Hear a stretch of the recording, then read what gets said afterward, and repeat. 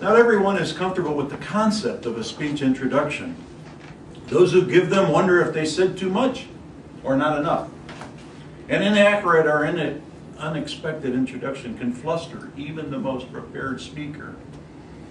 That's while introductions can be challenging to organize and present, they are also a very necessary part of our Toastmasters meeting. Saying introductions are extremely important to setting the stage properly, and so there's a couple of things that we wanted to point out with regard to what is an effective introduction. One of the elements of an effective introduction is to basically, it makes a transition. It moves you from what you were doing before to what's going to set the stage for what's coming up. So it's extremely important as an effective Toastmaster, you set the stage for that next person to arrive. Step number one, make that transition. Step number two, of course, establish the proper mindset. If you had something that was very humorous, you don't want to have that humorous momentum to go into a very serious topic. So there's that importance of setting the tone with that introduction. Establishing the proper mindset. Skillful introductions do that. And of course what you want to do is also establish authority. Why am I going to sit here and listen to speaker X, right?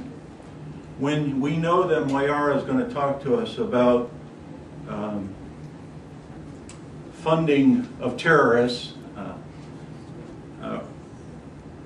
we're going to know that she is an authority on that subject with a proper introduction. However, if you just introduced her without a proper introduction, people would not necessarily know that. So you want to establish the credibility right up front. Good introduction helps to establish the speaker's expertise, the background, the subject. If the topic is education as an example, you'd want to perhaps mention that she's a mother, has 3 kids in school ages 3 through 5, or 6 through 10, or whatever. The point is that you want to establish the credibility, why the speaker is an authority on the subject that they're going to talk about. Well, how is it done? That's a good question. And I will suggest that a proper introduction has some key elements associated with it. The very basic, simple, is the speaker's name. Clearly you want to get that right. As you notice when I heard from the guests today, I made it a point of asking them to repeat their name. Names are crucial and important, and it honors the speaker. So if you don't know, or if it's a challenge for you, write it down phonetically so that you introduce the speaker correctly. Of course, you've got to encourage and include the topic. Relate the speaker's background, again, his credentials to the speaker's topic. How the topic will benefit the audience, hooking the audience into listening to the topic. Why this subject matter is appropriate for that particular audience. Third element that you want to include, of course, is the title.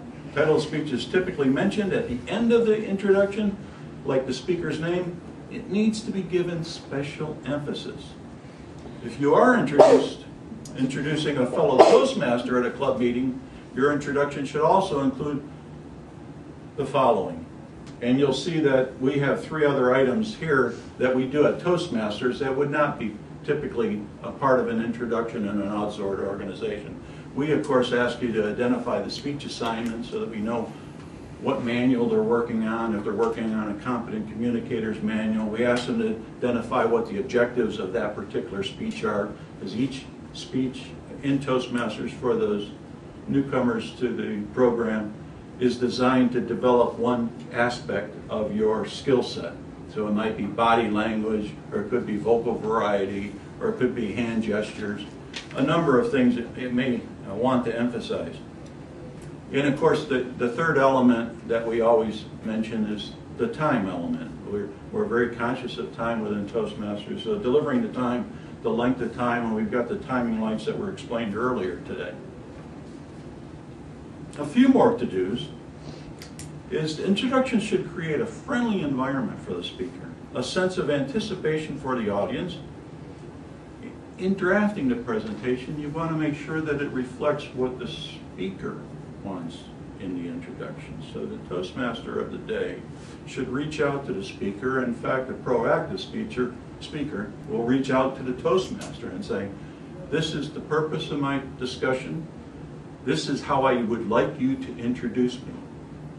And if the Toastmaster of the day, either because he doesn't like the flow of it, or perhaps he thinks it's too long, or typical with a newer speaker, it's going to be very short because people, when they're beginners, are typically very modest and don't want to say too much about themselves. So you might have to work a little bit with each other to get it out. But at the end of the day, what you want to make sure of is that the speaker is comfortable with the introduction. So if you do embellish it or change it as a Toastmaster of the day, communicate that to the speaker. It should not be a surprise to the speaker when he listens to the introduction and comes up here. And of course, what you don't want to do is steal any of his thunder. So don't incorporate elements of his speech in the introduction. And you won't know that if you're not communicating with each other. And you can wind up stepping on an important subject or contradicting an important subject or taking the line, shining the light on yourself as opposed to shining the light of the speaker. And your role as a Toastmaster of the day is to set that speaker up properly. Above all, keep the introduction short. Generally, it should be 30 to 45 seconds on a typical Toastmaster type speak. Might be up to 2 minutes in a longer speech in an outside environment. Last but not least, I want to share with you some don'ts. I'll give you all the things that I would like you to do. These are some of the please do not do. It's a little bit more subtle than a few things you shouldn't do. Don't upstage the speaker. I think I made that point already. Your task is to turn the attention to the speaker, not to yourself. This means eliminating any anecdotes about your own experiences, attitudes, or opinions. Remember, the speaker is the star. Don't steal the speaker's thunder. An introduction should invite anticipation of the upcoming speech, rather than reveal any of the details. Although audiences have the right to know the speaker's general subject area, the content should never be reviewed in the introduction. And I mentioned this one earlier as well. Don't surprise the speaker. Never include information that might embarrass or in some way distract from the speaker's message. As an introducer, you are there to support the speaker, to make the person's transition to the lectern as smooth and stress-free as possible. Always ask the speaker what should be included in the introduction, and make an effort to use the speaker's own words and ideas. Don't praise the speaker's skills. Lavish compliments can encourage unreasonable expectations. Let the audience be the judge. And certainly don't rely on cliches, the old cliches we have with us tonight. Without further ado, it gives me great pleasure to present. Eliminate all that. Both you and the speaker deserve better representation than that.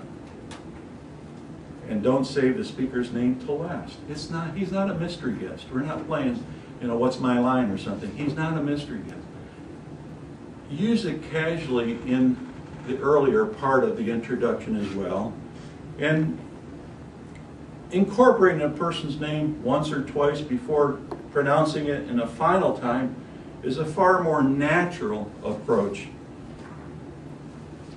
Of course, speakers have responsibilities too, and I mentioned that earlier about beginning speakers being too self-conscious. Make sure that you're aware of them.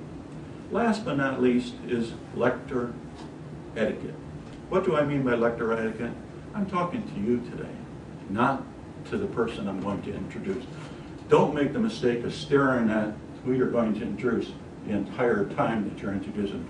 Talk to the audience, do the introduction, and at the last moment when you say, and now Arnie Buss, then you turn to Arnie, shake his hand. Mr. Toastmaster.